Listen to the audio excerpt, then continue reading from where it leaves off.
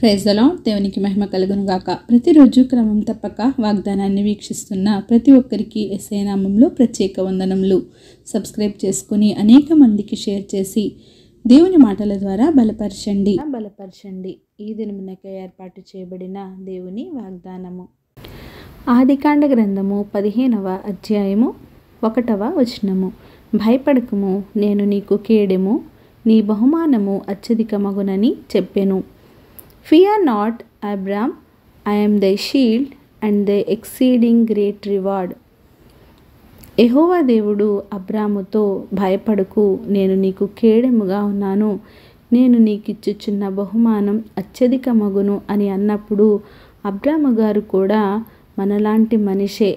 కాబట్టి అబ్రాము, ప్రభువైన యెహోవా నాకేమి ఇచ్చిననేమి, నేను సంతానము లేనివాడనే ఉన్నానే, ఈ ఎలియేజరే నా ఇంటి ఆస్తికర్తగుచున్నాడు కదా అని అనెను. అదే అబ్రహాముకు సంతానం ఉన్నట్లయితే అతడే ఆ ఆస్తికి వారసుడు, వంశానికి వారసుడు. అంతేకాదు, ఇంకా అబ్రాము దేవునితో, ఇదిగో నీవు నాకు సంతానం ఇయ్యలేదు గనుక నా పరివారంలో ఒకడు నాకు వారసుడగును అని చెప్పాడు. అందుకు యెహోవా, నీ గర్భవాసమున పుట్టబోవువాడే నీకు వారసుడగును అని చెప్పెను. అప్పుడు యెహోవా అబ్రామును వెలుపలికి తెచ్చి, నీవు ఆకాశము వైపు తేరి చూచి నక్షత్రములను లెక్కించుటకు చేతనైతే లెక్కించుమని చెప్పాడు.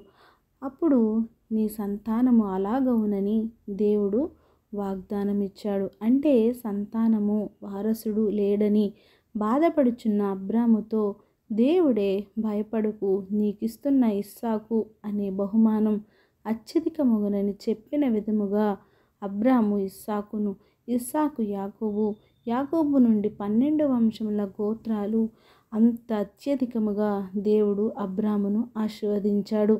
ఎందుచేతనంటే అతడు యెహోవాను నమ్మెను, ఆయన అది అతనికి నీతిగా ఎంచెను. మనము కూడా దేవునిని మొదటిగా నమ్మాలి. ప్రతిదినము దేవుడు నీకిస్తున్న వాగ్దానాలను బట్టి, ఆయన మాటలను బట్టి నీవు దేవునికి నమ్మకంగా ఉండాలి.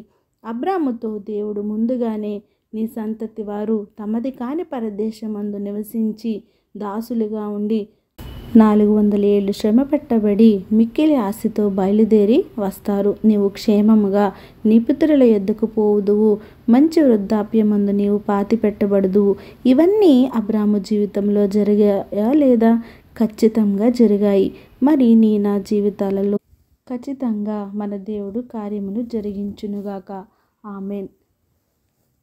చిన్ని ప్రార్థన. సకల ఆశీర్వాదాలకు కారణభూతుడు అయిన మా ప్రియ పరలోకపు తండ్రి, మీరు ఇచ్చిన వాగ్దానంకై వందనాలు దేవా.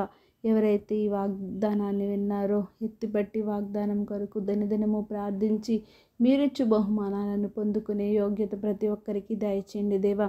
అవును ప్రభువా, మేము భయపడక, దిగులు పడక, జడియక నాయనా మీ మీద భారము వేసి మీ పైన నమ్మకముతో, నిరీక్షణతో మరి సాగిపోయే హృదయాలను మాకు ఇవ్వండి. అబ్రహాము వలె నీతిగా మేము జీవించే జీవితాలను మాకు దయచేయండి.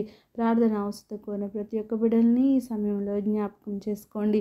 వారికి ఉన్న ప్రతి ఒక్క ఆర్థిక భారాల నుండి నాయన, ప్రతి ఒక్క సమస్య నుండి, చిక్కుల నుండి, కష్టాల నుండి, ప్రతి విషయంలోనూ మీరే వారికి ఆదరణకర్త అయి వారిని నడిపించి సకల ఆశీర్వాదాలకు కారణభూతుడు వేయండి.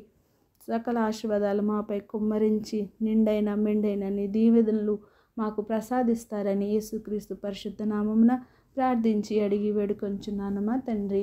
Amen. God bless you all.